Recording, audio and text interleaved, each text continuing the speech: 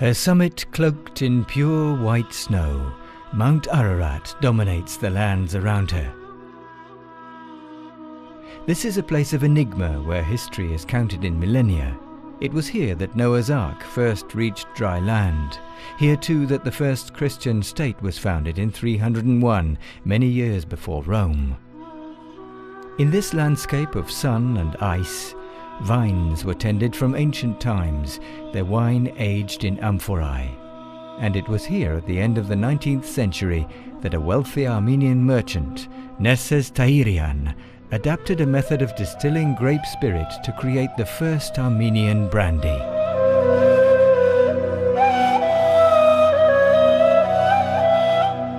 The year was 1887. At the start of the new century, Armenian brandy found favor at the court of the Russian Tsars. And later, Winston Churchill ensured his own supply by having several cases delivered every year. The country itself enjoyed mixed fortunes as the century progressed, the Soviet era giving way to independence. In 1998, Ararat, the leading Armenian brandy and a product of the Yerevan Brandy Company, joined the Pernod Ricard Group. How can vines possibly grow in this arid volcanic soil?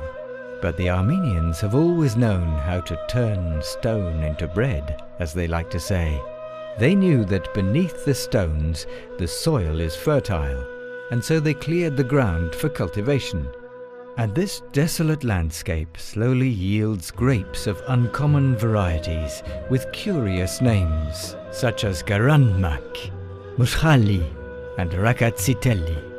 With temperatures that swing from 25 degrees centigrade below freezing in winter to 50 degrees centigrade above in summer, an altitude some 1,000 meters above sea level, a soil of clay and chalk, and 300 days of bright sunshine per annum, the grapes acquire a sweetness and intensity that give Ararat a quality unmatched by any other brandy.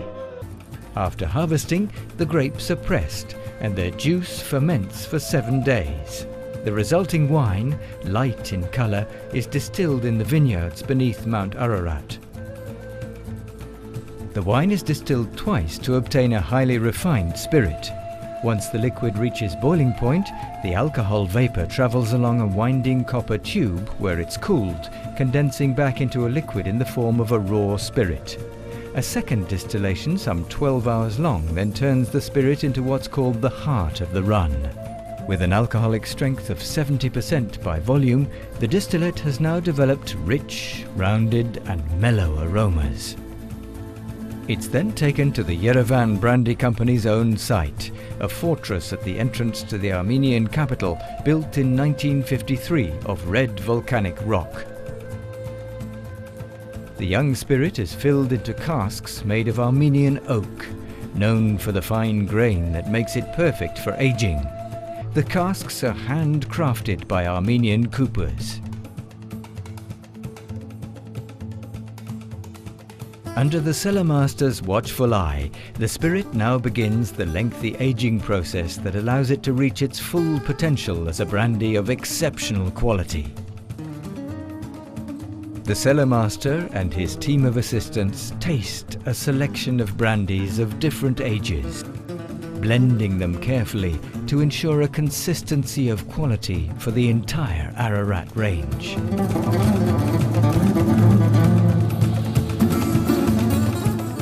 As a further stage in the rigorous quality control, these blended brandies are submitted for approval by a tasting panel.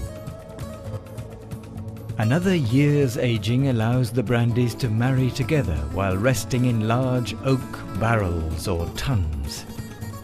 Every day, up to 45,000 bottles pass along the bottling lines, each one the subject of careful scrutiny to ensure the highest standards are maintained. Rosettes, symbols of eternity, and Armenian medieval bas-reliefs decorate the base of the Ararat bottle. The labels speak of local legends. The mythical Mount Ararat is depicted on the 5-star brandy.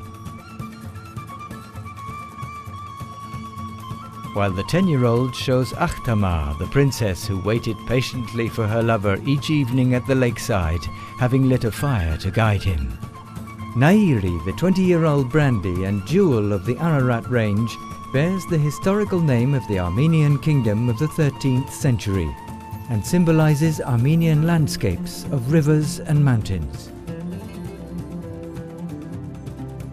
The current Ararat range holds a strong appeal for those who appreciate premium products. Ararat is the undisputed leader among Armenian brandies, with over 9 million bottles made and sold every year. More than 600,000 of these are sold in Armenia alone, where the population numbers only 3 million, testament to Ararat's status as the national spirit.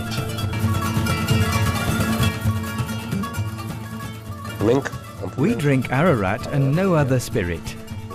Why? Because Ararat holds our memories, our past, our present, and probably our future. Ամբողջ հիշողություններն են, մեր անցյալն է, ներկան է եւ ապագան է երևի թե։ Այդ կոնյակի մեջ կա Արարատյան դաշտավարի արև, կամ մեր սարերը, կամ մեր հայրենիքը։ More than 9 out of every 10 bottles produced are sent for export. They leave on trucks that weave their way across the mountain ranges of the Caucasus to cross the Black Sea with its violent storms. This is a long, arduous journey of around 15 days at best, sometimes more, to reach Russia. For many years, Ararat has been the leading premium brandy in Russia. Its long association with the country has made it part of everyday Russian life.